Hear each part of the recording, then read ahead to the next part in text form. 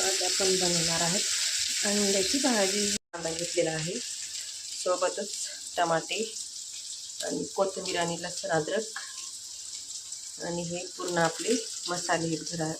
आपले घरगुती मसाले. बघा अंडी फ्राय होत आहे. कांदा थोडासा लाल होऊ देत. कांदा आता कांदा सगळा तळून झाला आहे. आता टाकू टमाटर आहे.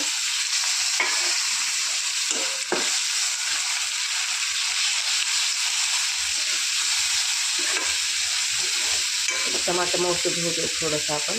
तर आपण थोडंसं पाणी टाकलं आहे आणि थोडी याला एक उकळी घेऊ होता आणि नंतर अंडे टाकू त्याच्यामध्ये. आता छान प्रकारे उकळी आली. आता याच्यात आपण अंडे टाकून घेऊ.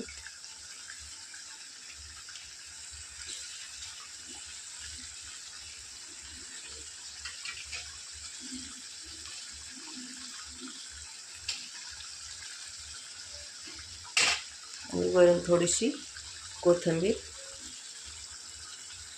तर झाली आपली भाजी तयार. कशी वाटली तुम्ही कमेंटमध्ये सांगा आणि लाईक पण करा आणि सबस्क्राईब पण करा.